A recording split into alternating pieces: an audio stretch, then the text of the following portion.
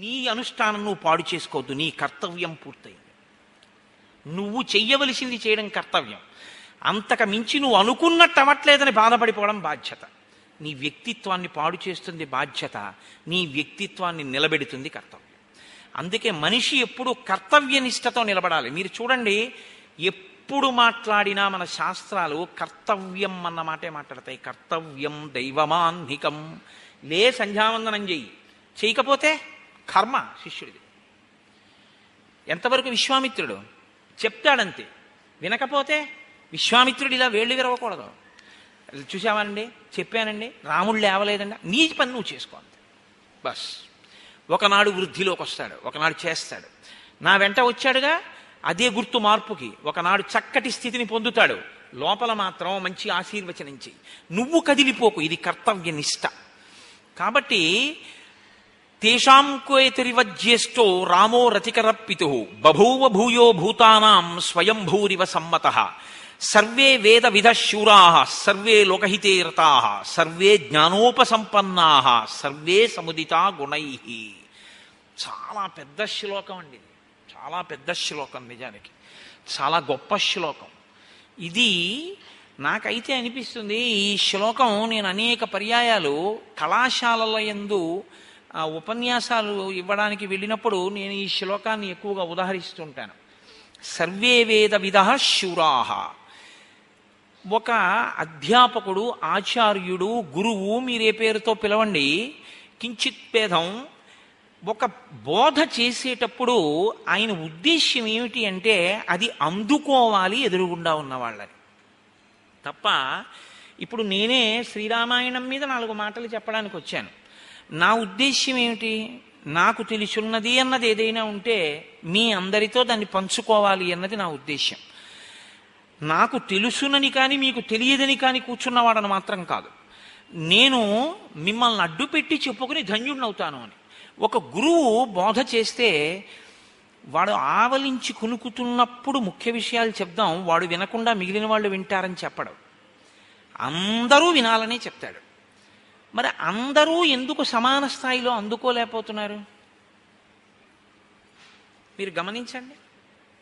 అంటే గురువు యొక్క హృదయాన్ని, దానికే ఈ రెండిటికి మధ్యలో వచ్చే మాటని శాస్త్రం ఏమందంటే శ్రద్ధ అని పిలిచింది. మా గురువుగారు మాట్లాడుతున్నప్పుడు నేను వినకపోతే, నా దృష్టి ఇతర విషయముల వైపుకి వెళ్ళిపోతే, నేను నా జీవితంలో అత్యంత ప్రయోజనకరమైనటువంటి విషయాన్ని పోగొట్టేసుకుంటాను. కాబట్టి వినడం తప్ప, శృణ్వం తపః భద్రం కర్ణేభిః శృణుయామ దేవాః అంటాం. మా చెవులు భద్రముగా ఉండుగాక, ఎప్పుడూ ఈ మాటలను వినుగాక.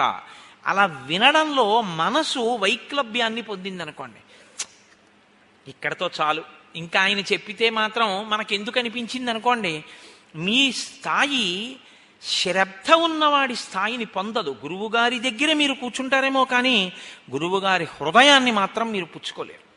అందుకే శృంగగిరి పీఠాన్ని అధివసించినటువంటి చంద్రశేఖర భారతీ స్వామి వారు ఓ మాట చెప్తుండేవారు. మమ్మల్ని జగద్గురువు అని ఎందుకు పిలుస్తారో తెలుసా? మేము ఈ జగత్తంతా వెళ్ళి అందరికీ బోధ చేస్తామని కాదు.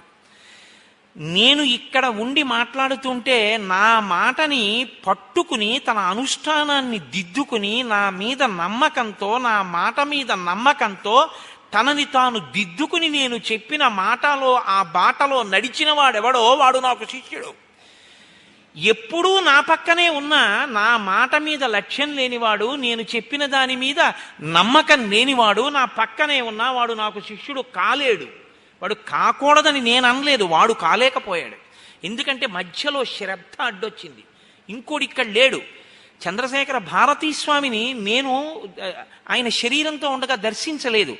అనేక పర్యాయాలు చంద్రశేఖర భారతీ స్వామి వారు చెప్పిన మాటల్ని నేను వాడుతూ ఉంటాను. రామకృష్ణ పరమహంస మాటలు వాడతాను, శంకర భగవత్పాదుల మాటలు వాడతాను. వాడుతున్నాను అంటే నేను శంకరుల్ని చూశానా, నేను చంద్రశేఖర పరమాచార్య స్వామి వారిని చూశానా, నేను చంద్రశేఖర భారతీ స్వామిని చూశానా? నేను చూడలేదు మాంసనేత్రంతో. చూడకపోయినా నాకు వారి మాట స్ఫురణలోకి వచ్చింది అంటే ఆ స్థాయిలో నాకు వారి మాట మీద ఒక గురి ఉంది, ఒక విశ్వాసం ఉంది. అందుకే పుస్తకంలో ఉన్నది విద్య కాదు, మీ గుండెలలోకి వచ్చింది అనుష్ఠానం. పుస్తకం, గురువుగారు చెప్పిన పుస్తకం ఇంట్లో పెట్టుకుంటే మీకు ఎంతవరకు పనికొస్తుంది? పుస్తకం గభాలన గూట్లోంచి లేచి అడ్డంగా వచ్చి నువ్వు ఈ పని చెయ్యొద్దు అని మీకు అడ్డుపడలేదు.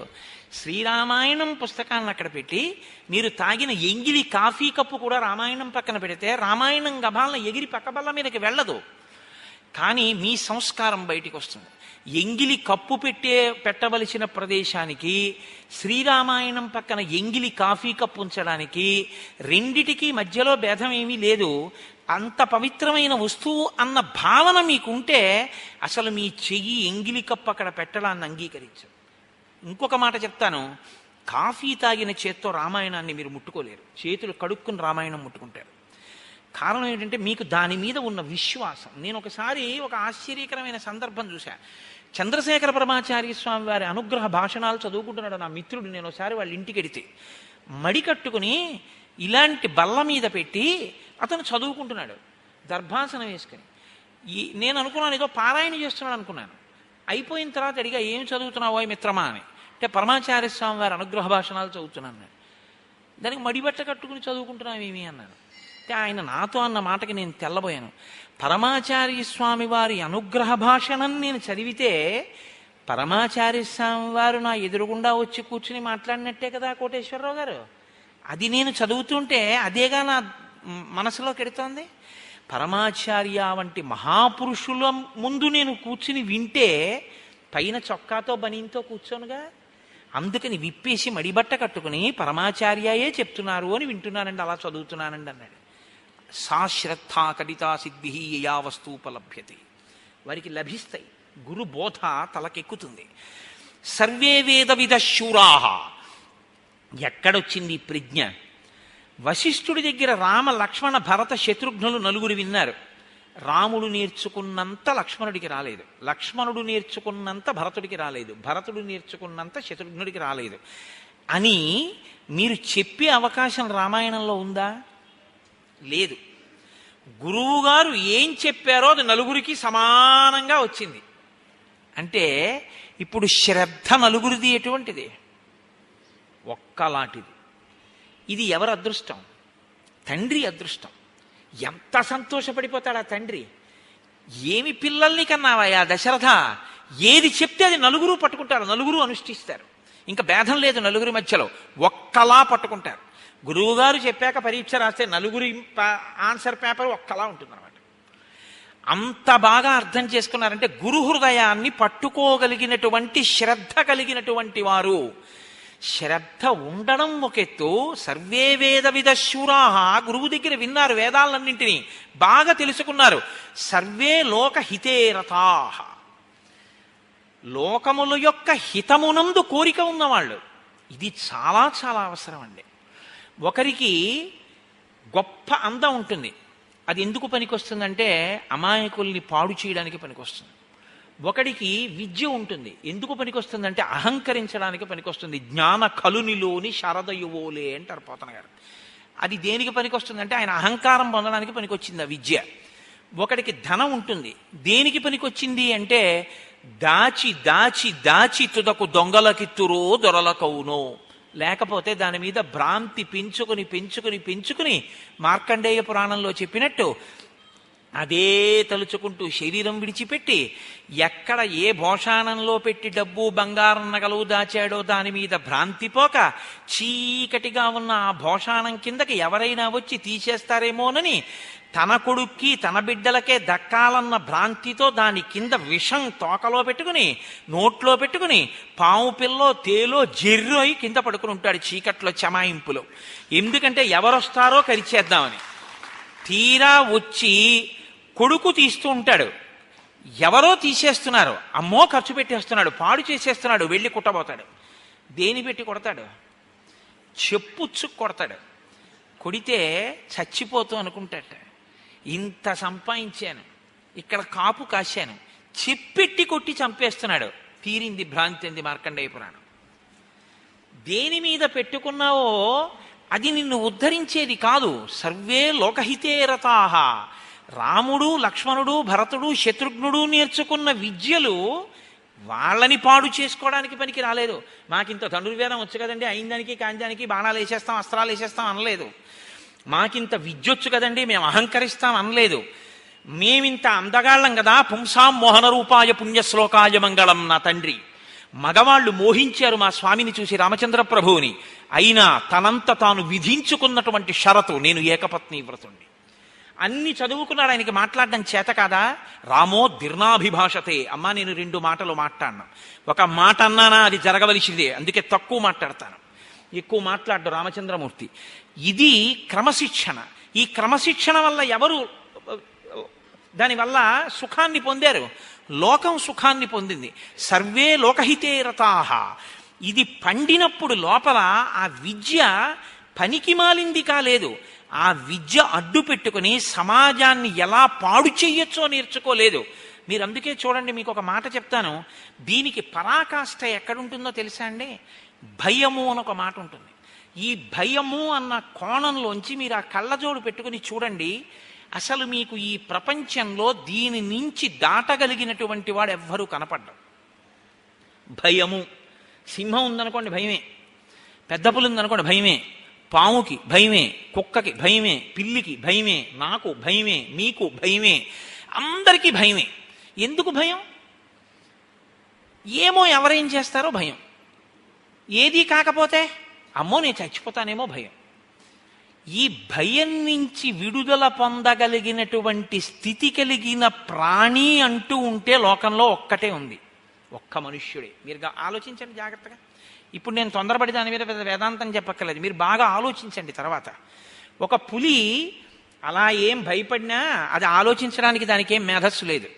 ఒక్క మనిషి మాత్రం ఈ భయం అన్న మాట ఏమిటి, అసలు పడిపోయేది ఏది మృత్యువు, దీనికా మృత్యువు, నాకా మృత్యువు అని ఆలోచిస్తే ఇది మారుతోంది, మారుతున్నది పడిపోతుంది, మారుతోందని తెలుసుకుంటున్నది మారలేదు. బాల్యాదిశ్యపి జాగ్రత్తాదిషు తదా సర్వాస్వస్థాస్యపి వ్యావృత్తా సనువర్తమానమహివేత్యంత స్ఫురంతం సదా స్వాత్మానం ప్రకటీకరోతి భజతాం యో భద్రయా ముద్రయా తస్మై శ్రీ గురుమూర్తయే నమయిదం శ్రీ దక్షిణామూర్తయే అంటారు శంకర భగవత్పాదులు. మారిపోతున్నటువంటి శరీరాన్ని, మారుతున్న అవస్థల్ని మారకుండా చూస్తున్నదోటి ఉంది. ఇది పడుకుంది, ఇది లేచింది, ఇది చేస్తోంది, ఇది చూస్తోంది. ఇది ఒకప్పుడు పటుత్వంగా ఉండేది, దీని జుత్తు ఇప్పుడు తెల్లబడిపోతోంది, దీని గడ్డం ఇప్పుడు తెల్లబడిపోతోంది, దీనికి ఇప్పుడు పన్ను ఊడిపోయింది. చూస్తున్నదోటి ఉంది, దానికి మాత్రం వృద్ధాప్యం లేదు, దానికి యవ్వనం లేదు, దానికి బాల్యం లేదు, కాబట్టి దానికి మరణం లేదు. అది నేను మారని దాన్ని అని తెలుసుకున్న నాడు ఈ శరీరం పడిపోవడం ఆఖరు, ఇక మళ్ళీ పుట్టడం అన్నది లేదు. చమత్కారంగా ఒక కవి అన్నాడు, ఈశ్వర నీకు నేను చేసే ఆఖరి నమస్కారం ఇది అన్నాడు. ఏమంటావేమో, గత జన్మలలో నమస్కారం చేయలేదు కాబట్టి ఇప్పుడు పుట్టాను, ఇప్పుడు చేశాను కాబట్టి పుట్టాను, కాబట్టి ఇదే ఆఖరి నమస్కారం. కాబట్టి ఆ ప్రజ్ఞ భాషించడం, సర్వే లోకహితే రతాహ, తాను భయము నుంచి తప్పుకోవాలి, ఇతర ప్రాణులను నిష్కారణమైన భయమునకు గురి చెయ్యకూడదు. మీరు బాగా జ్ఞాపకం పెట్టుకోండి ఒక విషయాన్ని, మిమ్మల్ని తీసుకెళ్ళి ఎన్ని సుఖకరమైన వస్తువుల మధ్య కూర్చోపెట్టినా శాంతి అన్న మాట మీ మనసులో లేకపోతే మీకు అవి సుఖమును ఇయ్యజాలవు. బాగా విచారణ చేయండి నేను అన్నమాట.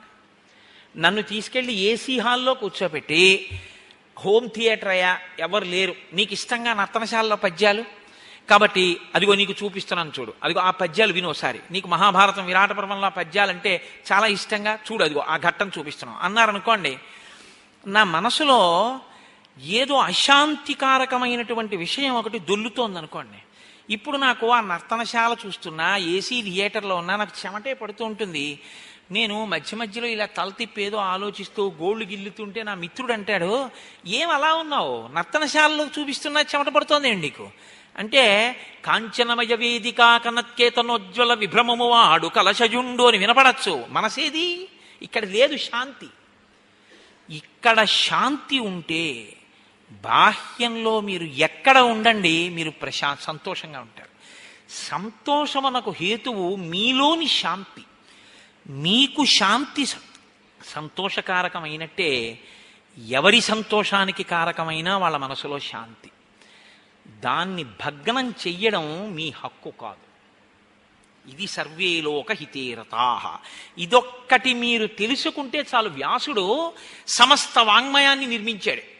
శిష్యులు అన్నారు, అష్టాదశ పురాణాలు, ఇన్ని గ్రంథాలు, ఇన్ని వ్యాఖ్యానాలు, బ్రహ్మసూత్రాలు, భాగవతం ఏం చదవం, వీటన్నింటి సారాంశం 2 శ్లోకాల్లో చెప్తారా అని అడిగారు. వ్యాసుడు అన్నాడు, దానికి 2 శ్లోకాలు ఎందుకు, మళ్ళీ సారాంశం చెప్పేదానికి ఒక్క పాదంలో చెప్తాను, బాగా వినండి అన్నాడు. ఏమిటో తెలుసా సారాంశం అంతా సమస్త వాంగ్మయానికి కూడాను? పరులకు ఉపకారము చెయ్యడమే ధర్మం, పరులను పీడించడమే అధర్మం. అదే ఈ సమస్త వాంగ్మయానికి కూడా సారాంశం. అదొక్కటి తెలుసుకోండి చాలన్నాడు. అదే వేద ధర్మం కూడా. అయినప్పుడు మీరు ఇతరుల శాంతికి భంగము కాని రీతిలో ప్రవర్తించడం అలవాటైతే అది ఎక్కడి నుంచి రావాలి? గురుబోధ జీర్ణం అవ్వాలి లోపల.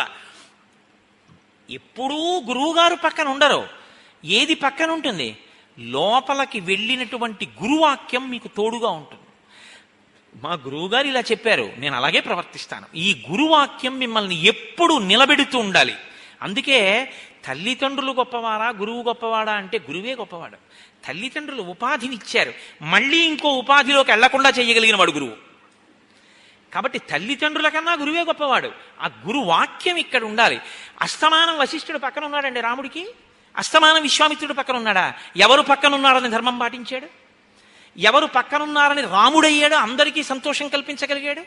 అంటే గురువాక్యాన్ని లోపల పెట్టుకున్నాడు. అందరి శాంతికి తాను కారకమై అందరూ సంతోషించడానికి తాను హేతువయ్యాడు. ఇది నువ్వు కావాలని చెప్పడం రామాయణం తప్ప రాముడికి సర్టిఫికెట్ ఇవ్వడానికి నువ్వు రామాయణం చెప్పకు.